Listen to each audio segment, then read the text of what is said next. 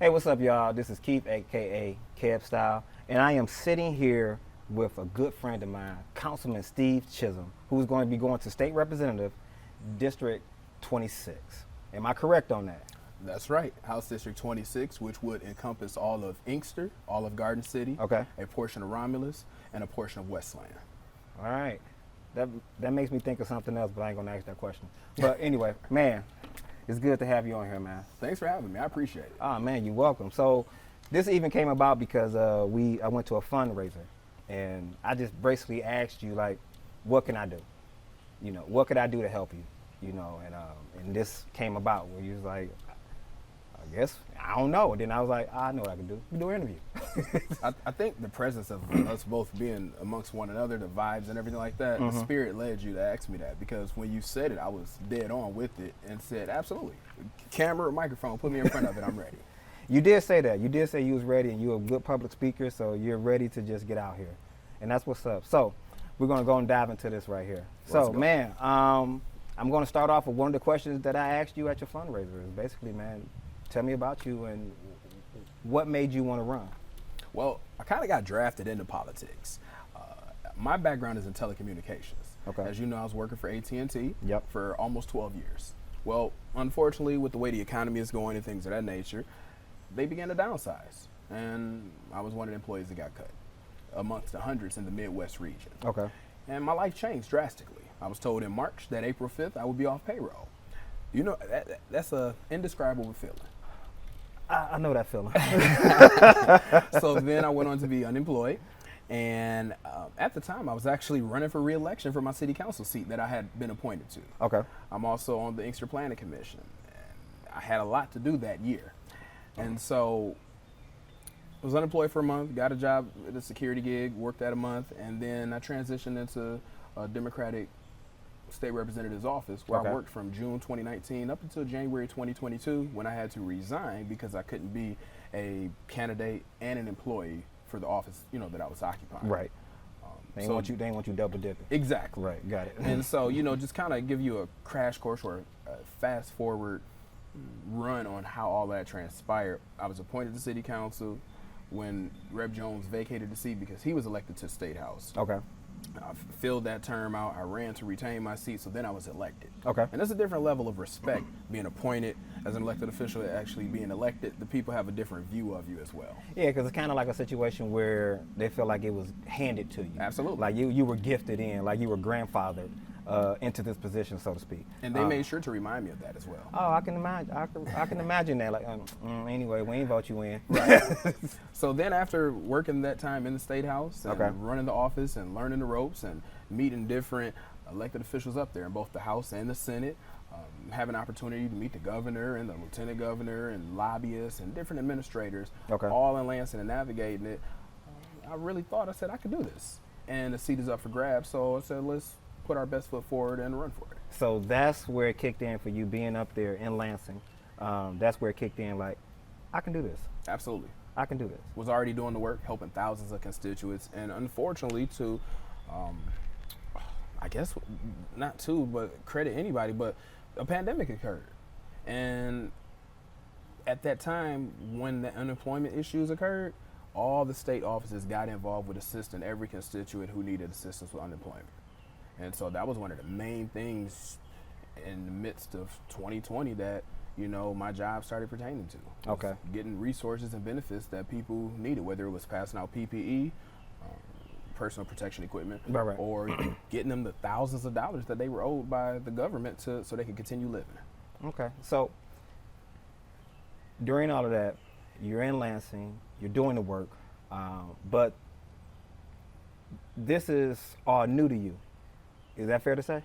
Yeah, for the most part. For the most part? After that, you know, stepping into that in June 2019, it was brand new. Okay. I had never been to the state capitol before. I have been in Lansing for a church conference, but never had been in the state capitol. Okay, so that leads me to the next question is, okay, what makes you feel that you are experienced enough to step into this role?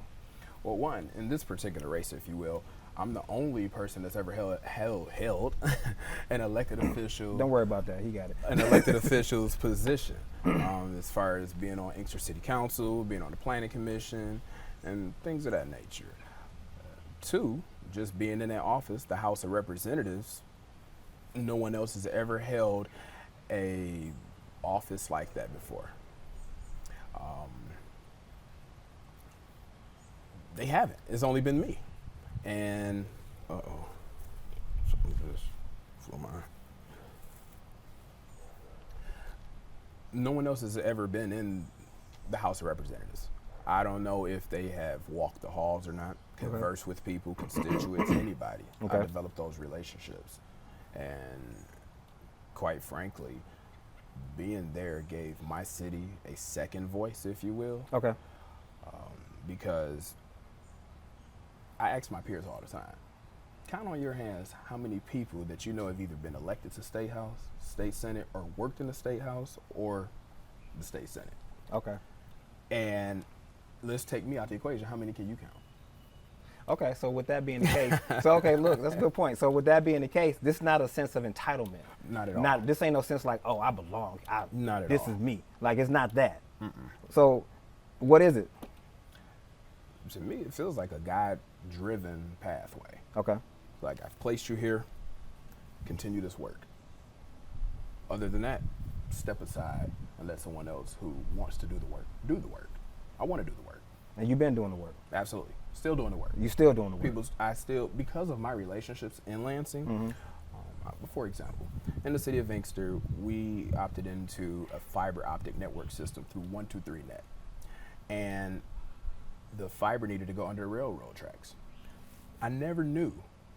You have to coordinate with them when that train is coming, where you're boring, all of that stuff. Everything has to be coordinated. You can't just say, okay, we're going to bore under here and run this line. Mm-hmm.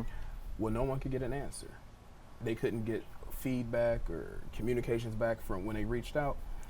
And one day we were just out eating, and an employee said to me, Councilman Chisholm, can you please call somebody in Lansing and get this done? I said, I didn't know it wasn't being done. That's all you had to say.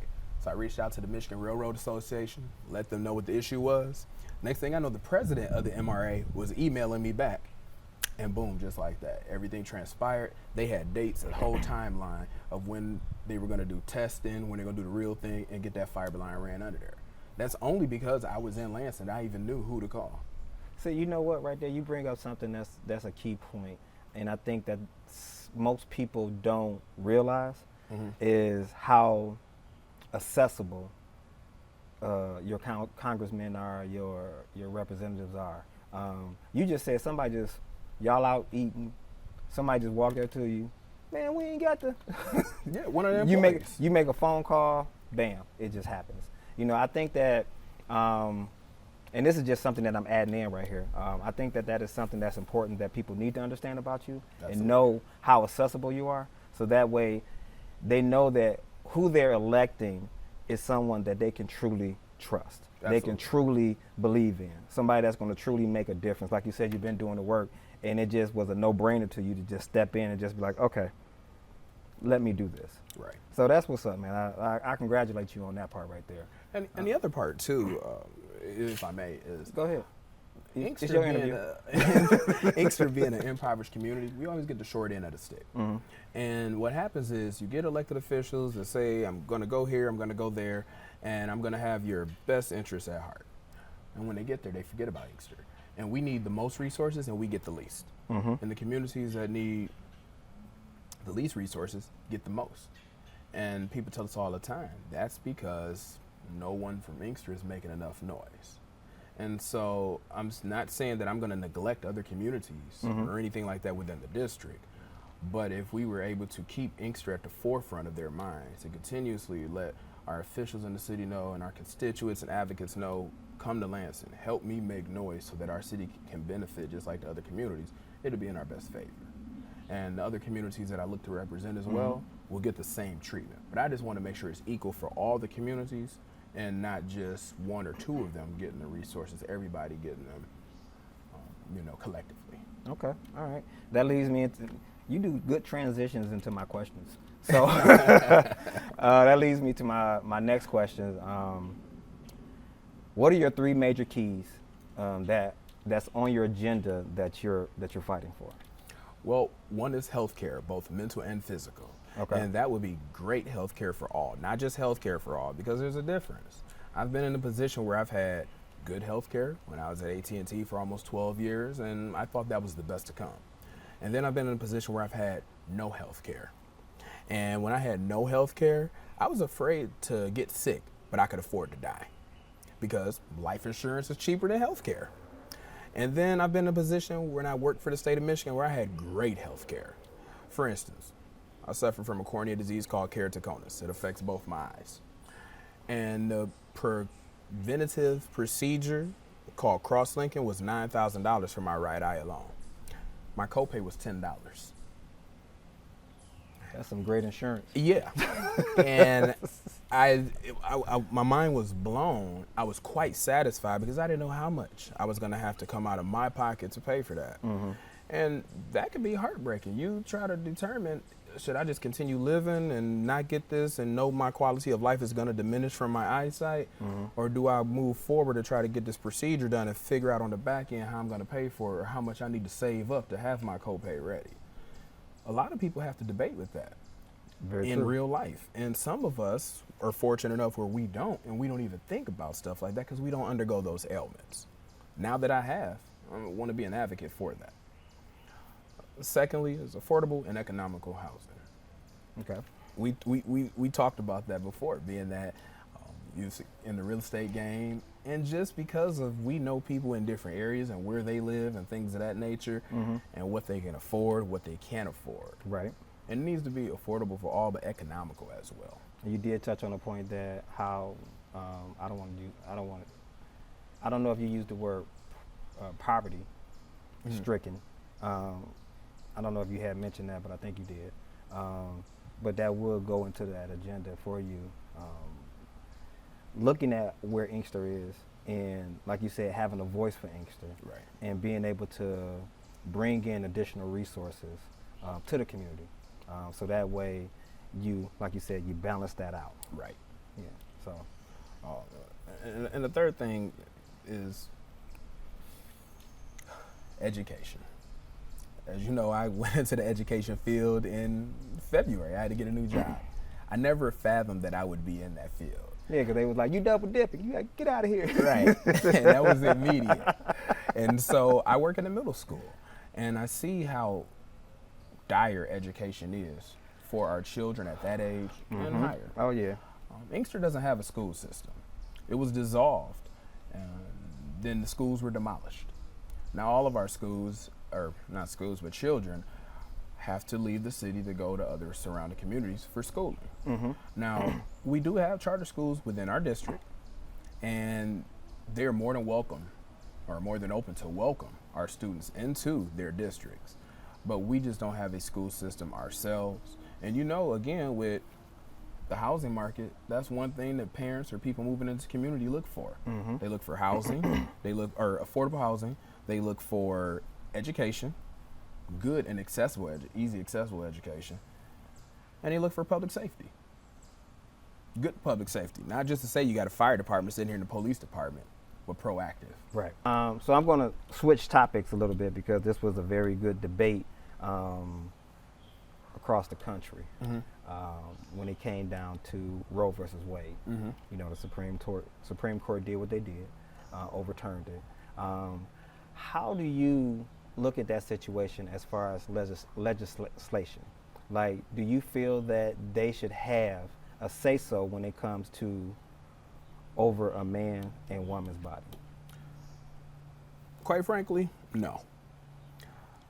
I don't think your lawmakers who don't experience what you experience in everyday life should be able to have one person be able to make that choice for, I'm just going to say roughly 70 to 90,000 people in their district. That's what they would cover. Overall, just throughout the state, that's a whole different number. You know, you're talking about millions and millions. Because there's so many different health concerns. People have started asking, well, what's the definition of abortion? You know, is it when you have an emergency surgery at the hospital and something happens to the fetus, or they say we have to remove this because of X, Y, and Z, or you're going to lose your life? course the fetus isn't going to survive, you know, at that particular point, or is abortion after the fetus has developed to a certain stage. Right. And like anything, there's a lot that needs to be worked out with that.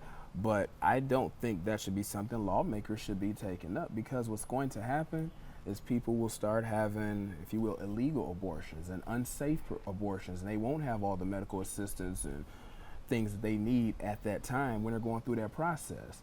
And now someone's on trial for murder or involuntary manslaughter, however they want to do it, all because lawmakers wanted to have a say-so more in depth in your life over life and death, if you will.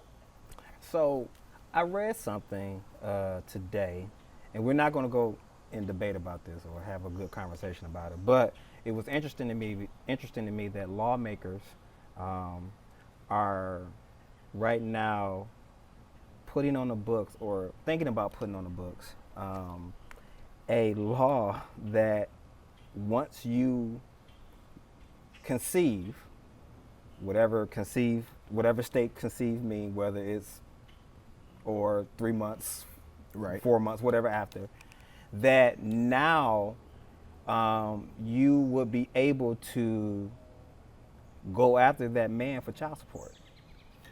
You know, I saw a post like that. Yeah, so I thought that was very interesting, but that's again for a whole nother. Well, we can touch on it very quickly. Okay, go ahead. I didn't know if you wanted to touch, but go ahead. It's mind-boggling because To say the least, but go ahead. one, how do you deem when conception occurred if if you didn't know, and if you're not a person that keeps track of those types of things? Two, if you have multiple partners, until you have a DNA test, how do you know who to go after? And then it's going to be retro.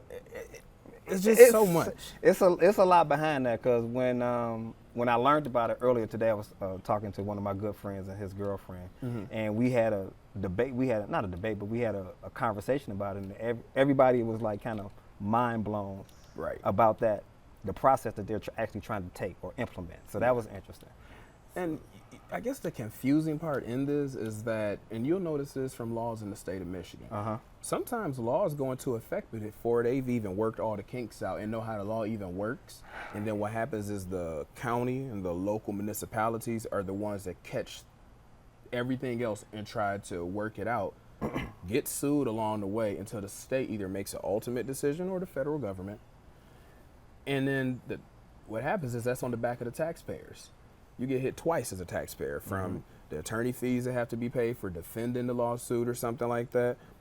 Or if there's a settlement that comes up, that comes from the taxpayers. It doesn't just come from a coffer of money that just magically appeared.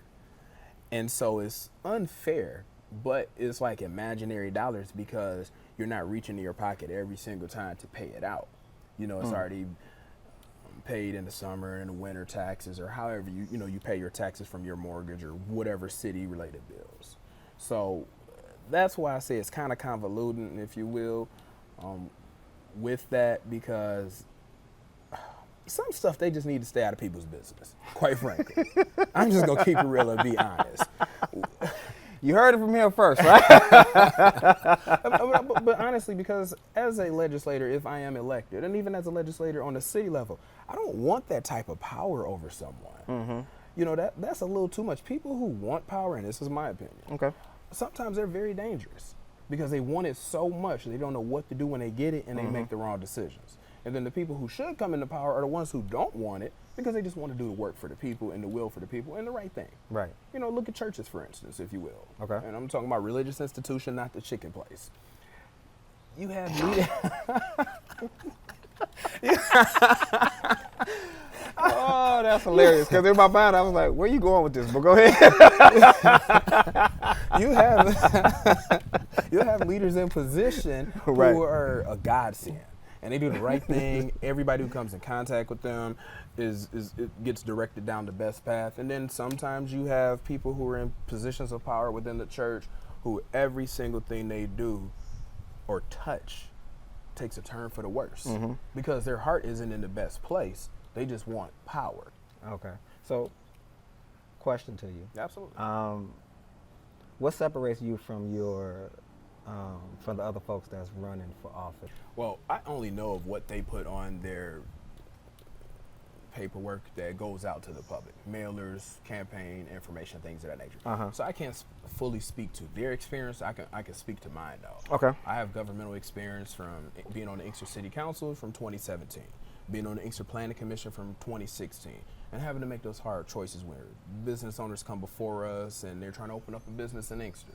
Or those choices when we're voting on budget and we're talking about making policies for the city of Inkster or improving roads and infrastructure, things for public health and public safety. How did the city council back you? Like, was it yes, like, go ahead, Steve, we got you, or was it, you know, well, I don't know if you should do this right now. Take a minute, baby. You know, was it? How was that? When you decided that you wanted to do it, how did they support you? Did they support you? Yes, they did support me in different ways. Okay. Because in my head was I needed to reach out to the elected officials in the district for all the cities and just let them know up front that I was going to be running and that I might, if elected, would be working with them. And I'd rather have a relationship on the front end than trying to get one on the back end. And so I reached out to Inkster. And I think basically all of my colleagues were supportive of it. Okay. For the simple fact that they know having an Inkster voice from the table at that table means a lot. Okay. The mayor did endorse me. And other elected officials from different communities did as well. Okay. But speaking with different elected officials, some of them did have that reservation. Like, I don't know about right now, baby. Right. Or I see you doing something else. Okay. And that's just what it's going to be. You know, if elected, of course they'll be more than willing because they'll need resources for the community. And that's just, you know, how government works. And there's no hard feelings, but that's just where they thought what they saw. And being honest, if you're not working with them on a daily basis or really connected with their community like that, then they don't know you. So, of course, they only see you in one particular light or box, so they're going to tell you what their thoughts is or what their thoughts are. Okay. So, speaking of that, endorsements. Who is endorsing you? Who's backing you up? So, Wayne County Commissioner Glenn Anderson. Okay. He's endorsed me. The city clerk from the city of Romulus, Ellen Bragg, she has endorsed me. Okay. The Detroit News wrote an article. They've endorsed me. Okay. The Michigan Realtors and the Greater Metropolitan Association of Realtors, GMAR for short, that's a tongue twister, they've endorsed me. And Mayor Patrick Wimberly endorsed me. And that should be 6, right? I believe so. I wasn't counting, sir. I'm sorry. No, that's you got right. No, that's I believe that's it. Again, Okay. A lot of the endorsements were just because of who some of the candidates are and everything like that. A lot of those endorsements went other ways, but I'm grateful for the ones that I have, and it really proves that this is a grassroots campaign based off of those, because some of those endorsements are very key for an older population, if you will. The Detroit News is a very key endorsement. I was shocked when it came through. That's what's up. And I believe, to quote the Detroit News, they said, you know, that Chisholm is the best candidate for the primary. So that melted my heart. So look, so on that note, because we're going to wrap up soon, on that note, is there anything else that you want the public to know? Is there anything else that you want to get across before the primaries, which is August 2nd? Absolutely. I want everyone to know that I'm qualified, competent, and experienced. I'm ready to do the work. I'm ready to go to work. And I'm a trusted leader, responsive leader who shows up to work. And for further information, you can always check out my website, which is www.votestevenchisholm.com. And that's VOTESTEVENCHISHOLM.com. There's a plethora of information on there, and I look forward to seeing you all at your doorsteps, grocery stores, upcoming events with elected officials, and anywhere else we may cross paths to get my point across and just to let you know that I'm here for you and here to serve. There we go. Bake sales, car washes, all of that. Oh, I just got asked to be in the dunk tank again this year, so I will be in the dunk tank. We might have a line at the carnival. There we go. There we go. Well, my brother, man, I just want to say thank you for letting me do this for you, and best of luck to you, man. I hope it's not just Councilman Stephen Chisholm, that is State Representative Stephen Chisholm. Man, that's what's up. Well, I really appreciate it. Thank you for the opportunity, just going out of your way and even doing this, because you didn't have to. A lot of people won't, and so I'm very grateful. Man, that's what's up. All right, y'all. Peace.